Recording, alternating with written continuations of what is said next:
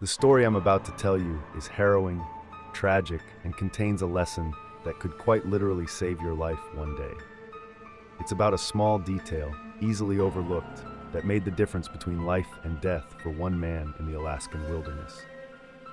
What happened to Carl McCann in 1981 serves as a stark reminder that sometimes the fine print isn't just legal jargon, it can be the difference between survival and tragedy.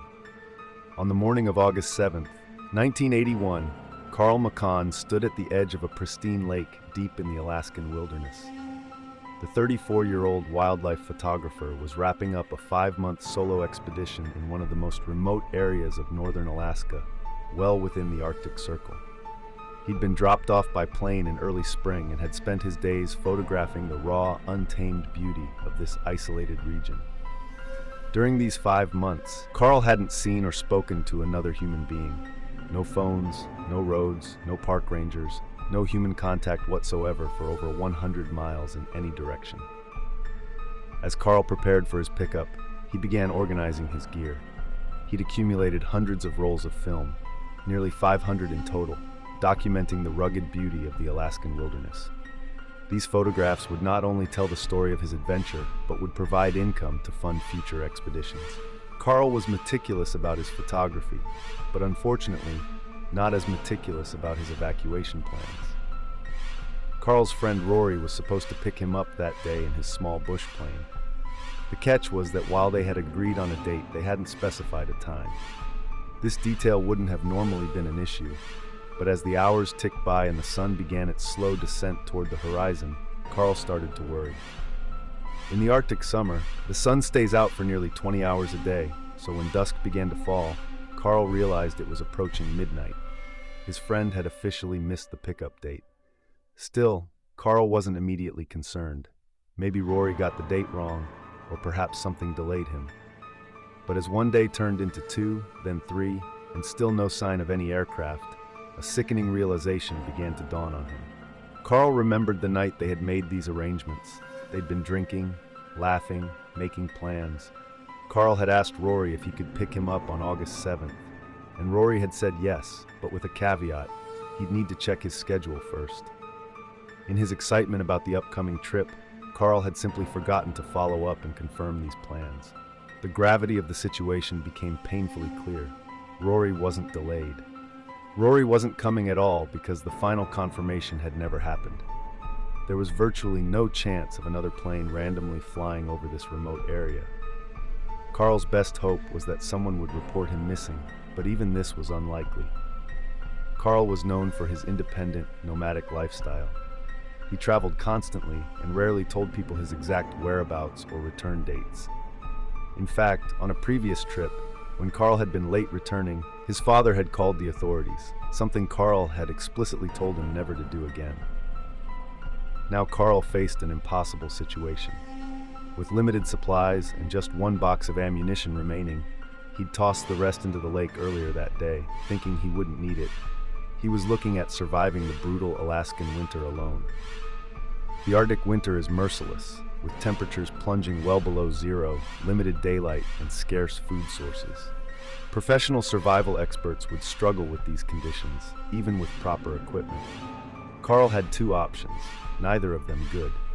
He could stay put at his campsite, where he at least knew how to find food and firewood, and hope for an unlikely rescue. Or he could attempt to hike out, a treacherous 75-mile journey over rough, uncharted terrain with no trails, through an area teeming with wolves and other predators. Staying meant slow starvation. Leaving meant risking immediate death through injury, exposure, or animal attack.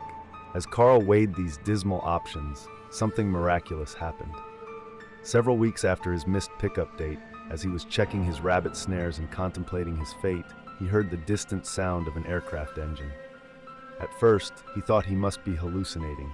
He hadn't seen or heard a single plane during his entire 5-month stay. But sure enough, looking up, he spotted a small plane flying directly toward his camp. It was an Alaska State Trooper aircraft, flying low and slow. Carl's heart leaped with joy. Someone must have reported him missing after all. He sprinted to his tent, grabbed his bright orange sleeping bag, and began waving it frantically to catch the pilot's attention. The plane flew directly overhead, so low that Carl could see the pilot looking down at him. Carl made eye contact with the pilot, and in that moment of pure elation and relief, he raised his fist triumphantly in the air. The plane made a wide turn and passed over Carl's camp again, flying low and slow. Carl, certain he was about to be rescued, began excitedly packing his gear. But to his horror and confusion, the plane didn't land. Instead, it continued flying straight away until it disappeared over the horizon. Carl spent the rest of that day staring into the distance, hoping against hope that the plane would return. It never did. That night, lying sleepless in his tent, Carl was tormented by questions. Why didn't the pilot land? Did they not see him? Were they unable to land in the terrain? Would they return with a float plane that could land on the lake? Unable to sleep and desperate for any distraction, Carl began searching through his belongings for something, anything to read. He'd already read all his books and magazines multiple times. Even his diary had been read and reread. Then his eyes fell on his hunting license, a small paper certificate with rules, regulations, and safety tips that he'd never bothered to read carefully. As Carl began reading the hunting license from top to bottom, front and back, he came across information that made his blood run cold.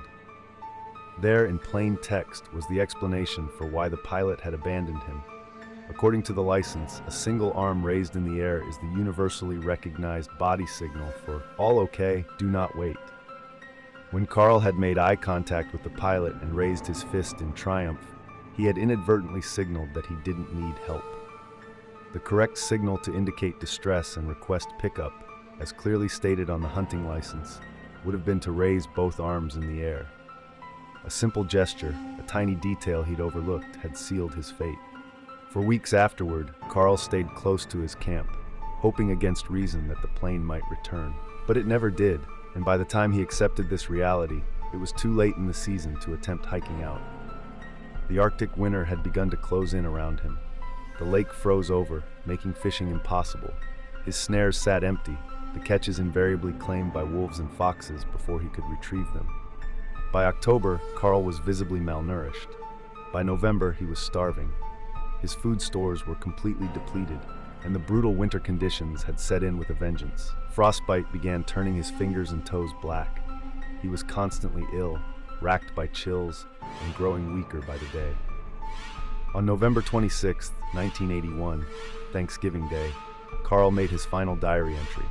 While Americans across the country gathered with loved ones for holiday feasts, Carl lay alone in his tent, starving and freezing, watching his dying fire through the tent flap, and knowing he had no more firewood.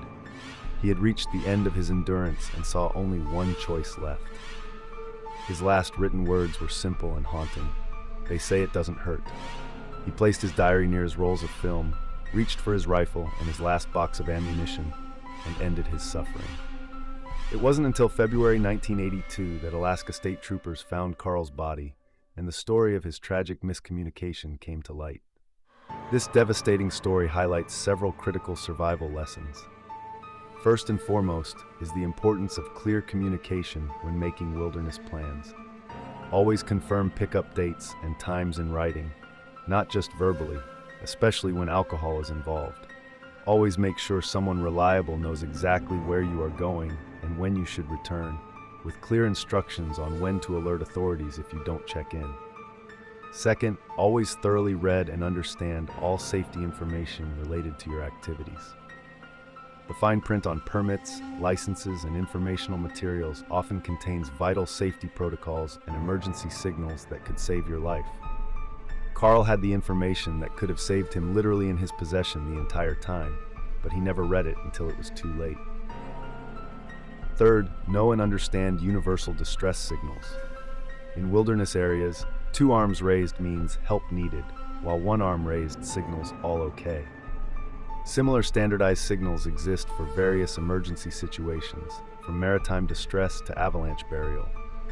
Taking a few minutes to learn these signals could mean the difference between rescue and abandonment. Fourth, always prepare for the worst-case scenario, even when you expect the best outcome. Carl's decision to throw away most of his ammunition, believing he wouldn't need it, drastically reduced his chances of long-term survival. Always keep essential survival gear until you are safely out of a wilderness situation. And finally, never underestimate the psychological impact of isolation.